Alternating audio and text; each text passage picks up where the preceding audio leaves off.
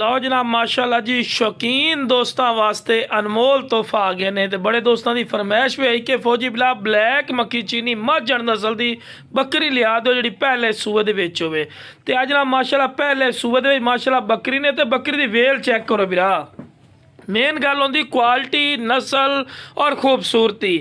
अज ना पॉइंट तुसी खुद वेखना भी की पॉइंट हैं। वेल चेक करो बिरा, यो जी आम बकरियां दी वेल नहीं होंदे। जेड़ा शिकारी बंदा है ना उन्होंने पता कि की चीज़ है।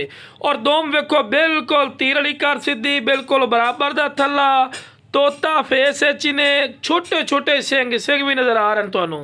फेस ब्यूटी बड़ी प्यारी माशाअल्लाह। एनू आंदे ने हुसन क्वालिटी और खूबसूरती। पहले सूए दे विच ने मूँह 6 दंद ने गारंटी शुदा जो भी गल करांगे कन्फर्म होगी। और पहले सूए दे बिरा हिक्का बच्चा दिता सु पठ और गारंटी शुदा वेखो ना बिल्कुल लवी पई है 4 तो 6 दंद हो रही है। तो माशाअल्लाह दुध जरा 1.5 लीटर कर रही है 2 टाइम का बिरा। और 1.5 लीटर दुध भी बड़ा मायने रखता है, इस गल का तुहानू बिरा पता है। पहले सूए दे विच ही ने ते माशाअल्लाह हवाना चड्डा वेखो माशाअल्लाह कितना प्यारा माशाअल्लाह हवाना चड्डा बनाया। इस तो लो बिरा बच्चा दुध पी रही है बिल्कुल ताज़ा सूई हुई ने 3 तो 4 दिन की, ठीक है ना मेरा बिरा। और डिमांड मुनासिब हालांकि वेखो जी तुहानू बिरा पता है जेडे शौकीन दोस्त उन्होंने पता है कि बकरी अगर हयाली कोलू या रेवड़ वाले कोलू या मंडी चले जाओ ना तो 1,20,30,000 तो थले गल ही नहीं सुनते, क्योंकि नस्ल क्वालिटी और हुसन का पैसा होंदा है।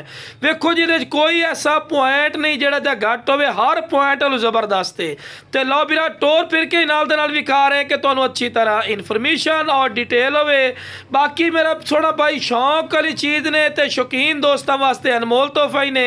जिस बिरा नू चाहे जनाब जल्दी राबता करके मुनासिब कीमत लै सकते हैं। बाकी मेरा बिरा बच्चा छोटा है, कोई खड़ छड़ कोई नहीं आई तो ना असी खड़ लाया। अगर खड़ लाए तो पता है केड़ा चड्डा बन जैसी तो ही पता है। लेकिन बिरा दुध वालों नंबर 1 है, क्योंकि ताज़ा सूई हुई बकरी जी होंगी है ना वह दुध काफ़ी होंगे पिया, इस गल का तो ही पता है। बाकी जनाब जिस बिरा